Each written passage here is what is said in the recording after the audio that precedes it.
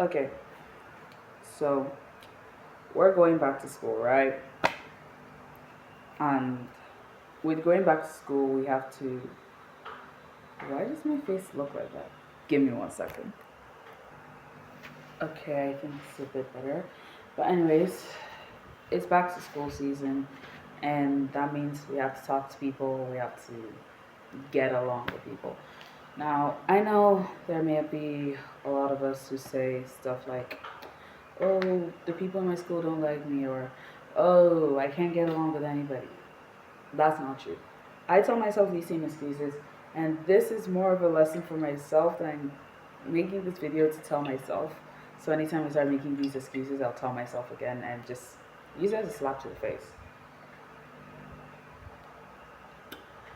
Today, we're going to be looking at why it is so hard to get along and basically stuff we can do to fix this, to make getting along with people way easier. Because you can do everything. You can be the good friend. You can avoid drama. You can have good emotional regulation when people piss you off. But you if you don't know how to get along with people in general, it's just not gonna work out for you. Anyways, my name's Reno, and welcome back to my chocolate Jod. Make sure to hydrate. Come on, let's sit together. Thumbs up.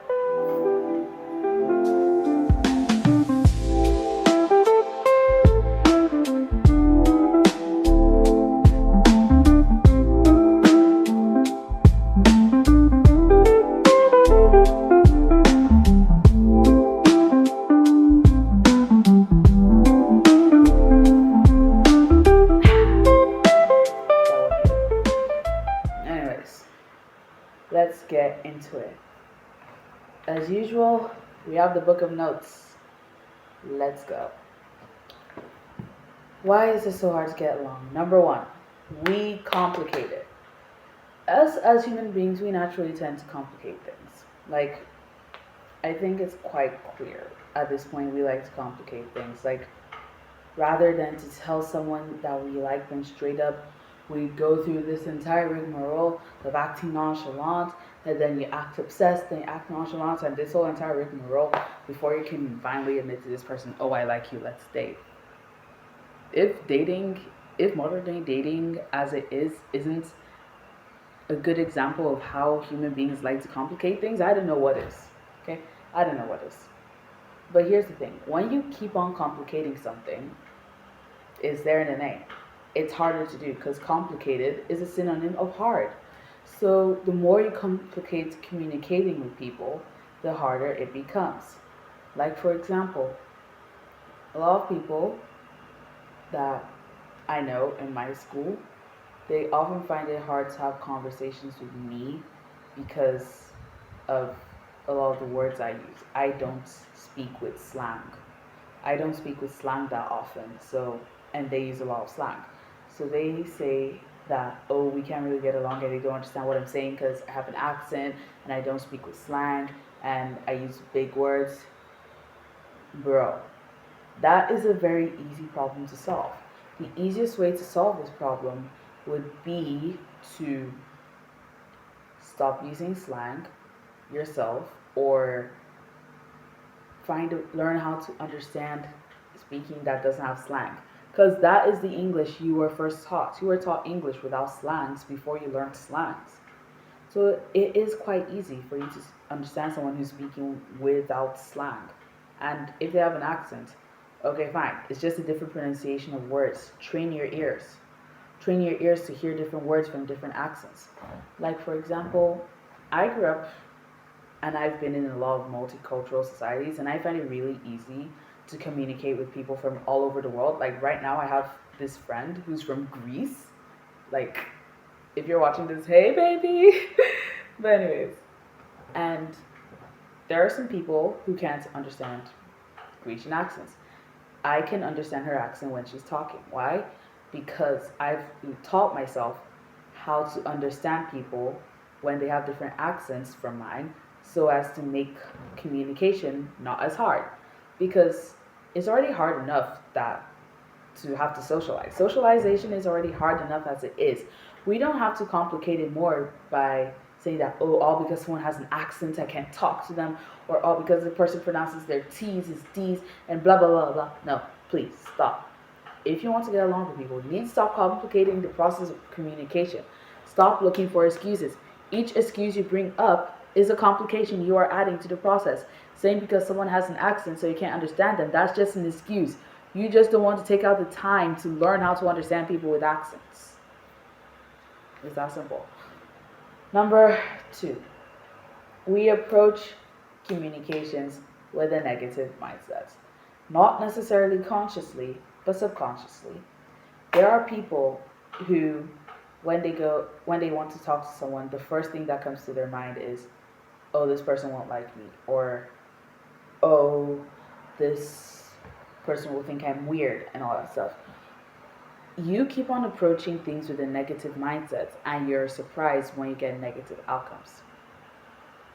Why? If you're going to approach something with negativity, you're going to get back that negativity, because reality is just a mirror. It's just like a mirror, okay? I'm using my phone to record, so I can't show you my phone, but it's just like a mirror. Like, I don't know if you guys will be able to see it, but from where I'm sitting, I can see my reflection in my laptop screen. Let me show you. So I don't know if you guys can see it, but I can see my reflection inside my laptop screen. This is just how reality works. So basically, this is me. I'm talking, and my laptop screen is reflecting my appearance. Same thing for reality. Reality will only mirror back to you whatever you put out in it. So if you put out a lot of negativity, you're going to get back the negativity. If you put out a lot of positivity into the world, you're going to get back positivity. So if you keep on approaching conversations and having to talk to people with a negative mindset that, oh, this person doesn't like me, or oh, this person is a troublemaker, so we're going to argue, or whatever negative mindset you have towards these things, you're just going to make it a lot harder for yourself, and you're going to struggle to understand people. Because when you go to something with a closed mindset, your brain will personally sabotage all attempts of something going well. An example, if you will. So, additional mathematics and I have never been friends. I'm not good at add maths. Now, I honestly feel like I could have been like an average student in add maths and not the absolute failure I was in add maths, assuming I approached it with a more open mindset. But from the beginning, since it's kind of like I knew my limits and it just wasn't it, I always told myself I cannot do add maths. I cannot, it's too hard for me. So when I now did enter grade 10 and I started doing additional maths, it was hard for me. It was difficult because I already approached it with a negative mind.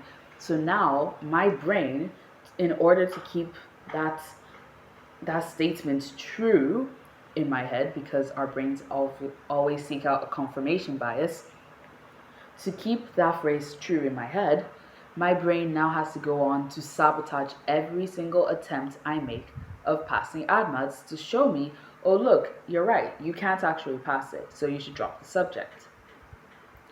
Assuming I approached ADMATs with a more open mind, would I have passed? Would I still be doing it? I don't know. I would have still dropped it either ways because I don't like math. But that is a good example of how approaching things with a negative mindset can really affect your view of things. It will really affect how things will work out for you, because if you approach, like, for example, getting $1 million with being impossible and all that stuff, your brain will sabotage every single attempt of you getting $1 billion or $1 million because it wants that statement to stay true.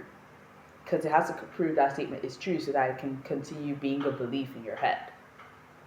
So, if we want to get along with people, we need to stop approaching things with negative mindsets, especially when we're meeting people of different races and nationalities. Like, let's say you're starting off in freshman year, or your family moved and you're now in a new country. You need to put down any biases or beliefs society has put in your head surrounding a certain race of people. Because If you keep those beliefs in your head, you will sabotage every single chance you have to make friends with people of that race. And who knows, one of those people could be the key to helping you get the dream life that you want. So now, in turn, in sabotaging potential friendships, you've sabotaged your future dream life because you don't want to open up your mind to the possibility that one of these people could hold the key to help you get your dream life. So please, if especially if you're a freshman or you just moved or if you're starting off in a new school, be open-minded. You never know who is going to help you in your life. Even if you aren't going to freshman year, even if you aren't a new student, you're still in your old school, be open-minded. You don't know who is going to help you. You don't know who you're going to need help from. And you don't know who you're going to help.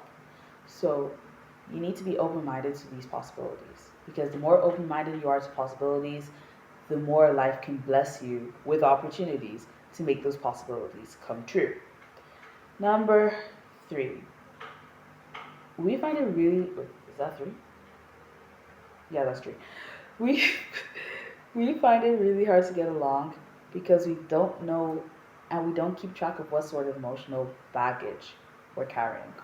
So I've never really had that good of a childhood life. Most of it was filled with a lot of nasty stuff that I don't know if I'm gonna ever disclose on this channel. But yeah, I have a lot of negative trauma that I carry. Now, when I first got to school, when I was in grade 7, I remember I used to dump this on my friends. So sometimes when I was feeling sad and I was wallowing in self pity, I would go and start blabbing about how bad my life is and all the trauma I've gone through. Little did I know, all of this trauma was part of the reason that was complicating my whole entire process to make friends. Not only does you sharing your trauma and trauma dumping on people chase people away, you are giving off such a negative energy. Because all of us, we have an energetic field around us.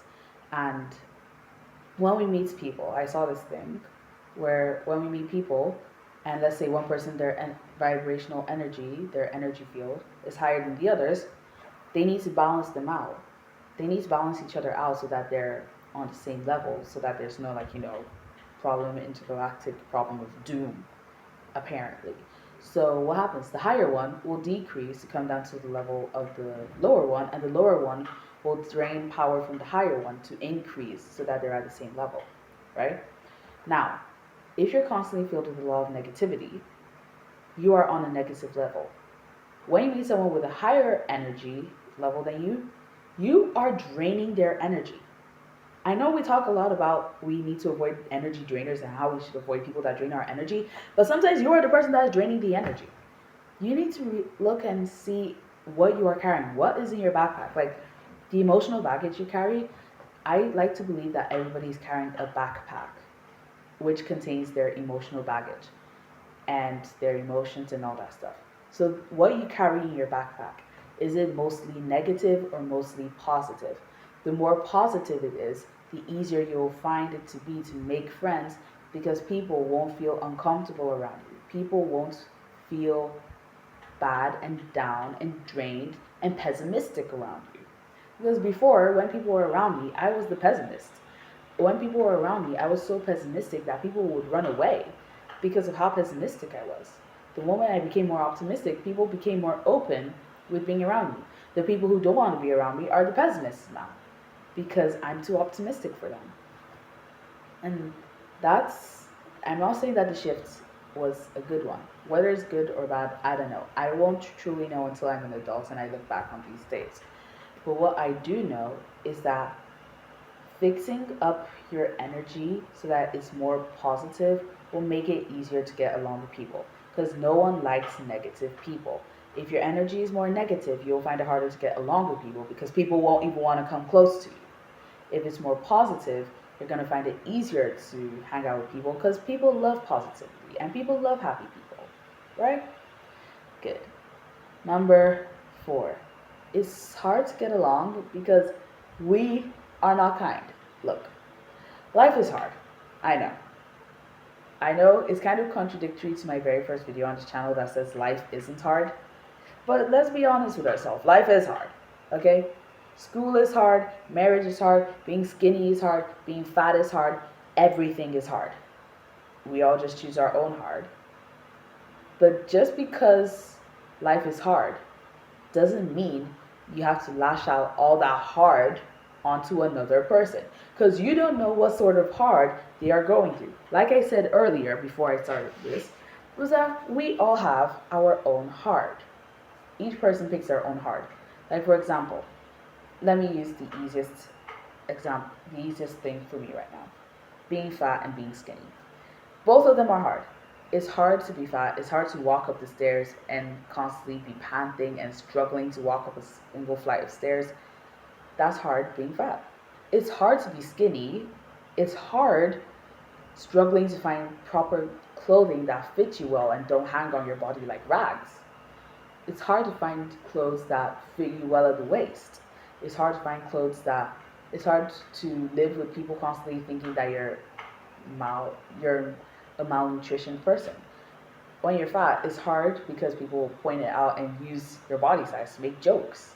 It's hard being fat because sometimes you may need a drug to manage your weight, and that can bring feelings of shame that you can't manage your weight yourself. Both options are hard. Everybody chooses their own hard. For me, being slim, the hard of being slim was easier than the hard of being fat, so that's what I chose. So just because being slim is hard, and that is a struggle I personally choose to face and is frustrating me, doesn't mean I'm going to go take it out on a fat person I see on the street. No, because they also have their own struggles that they're going with too. The least you can do is to be kind, because life is not kind on us. And the only thing we really have to make life a bit more bearable for us is to be kind. If we're all negative and toxic, we're all going to be psychopaths and we're all going to kill each other. So the least we can do is to be kind and to be generous and to be helpful to other people and not add more hard on their already existent hard.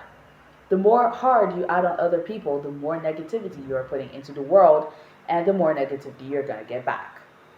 So why not put more easy on people's hard, which is putting out more good into the world, and then you get good back in return. Just think about it. Next up. Next reason. I almost probably cut this out. Number 5. It's hard to get along because we have stereotypes. Yeah, that's true. Racism. Let's start it off with most probably the easiest stereotype we all know, racism. Before you yab at me, racism is a stereotype. Racism was created because of a bunch of stereotypes people have surrounding black people, right? Yeah. And it's most probably the easiest form of stereotypes we have, where all black people are criminals, blah, blah, blah, blah, blah. If you think like that, and now you meet a black person that isn't a criminal, you'll find it hard to believe this person that they're not a criminal, and you're just going to complicate the whole entire process of being friends with this person. And even if you aren't going to be friends, at least having a decent conversation with this person, you're going to complicate the whole process, all because what? You have the belief that all black people are criminals. You need to stop stereotyping people. The more you stereotype people, the harder it will be for you to accept people who don't fit the mold. Like for example, like I said earlier in this video, I grew up in a very multicultural society, and I'm still part of a few till date. So a lot of these stereotypes that people have about others, I don't have them.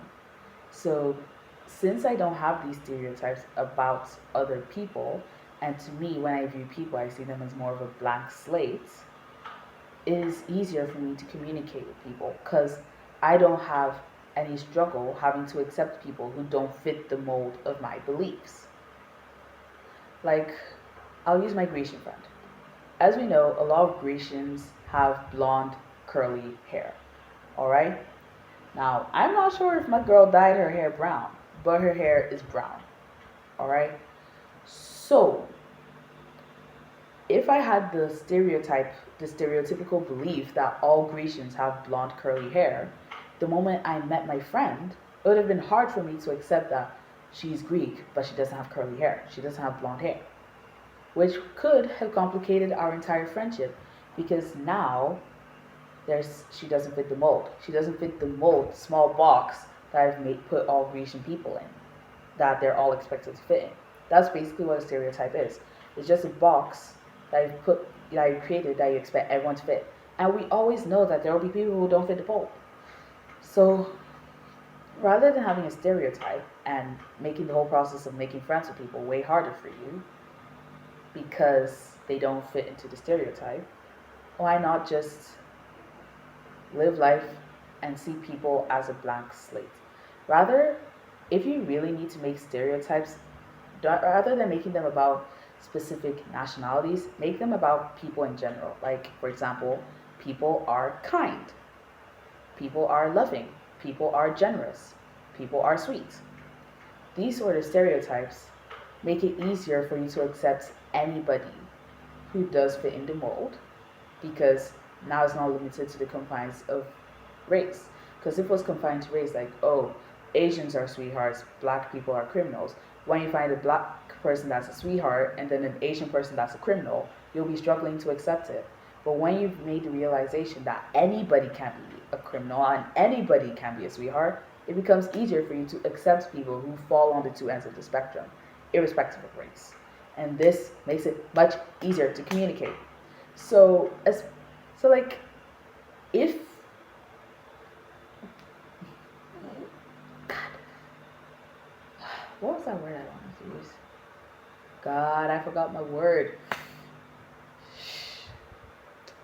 Anyways, it doesn't, like I said, if you want to make it easier to communicate with people, you need to stop stereotyping people. The more you stereotype, the harder you'll have, the harder time you'll have to accept when people don't fit into that stereotype. And you're just gonna complicate a lot of things. Number 6, we find it hard to get along because we normally have one of two. Next up, everybody has one of two beliefs. Either that everybody is their friend or nobody is their friend. This is wrong. God, my forehead looks so big. Jesus Christ. Like I was saying, this is really, really wrong. Not everybody's going to be your friend, and you gotta acknowledge that. Not everybody's going to be your friend. Sometimes people are going to be your enemy, and that's really there's nothing we can do about it. If people choose to be your enemy, it says more about them and their personal preferences than it says about you. Why do we find it so hard to get along? Alright, I'm back. God, I cannot handle how big my forehead looks. But I'm making mind. Anyways, like I said, you shouldn't be afraid to make a couple enemies. It's the people who are afraid of making enemies that end up making more enemies because they are so desperate for friendship, and people don't want desperate people. But when people aren't scared of making enemies, that's when they make more friends, because then people value them. They aren't desperate, they aren't chasing, and that is attractive. That is what makes us go after people. And then our last 2 points: be your authentic self, respect other cultures, and just be a good human being. I love you. Jesus loves you. And I'll see you in the next one. Bye.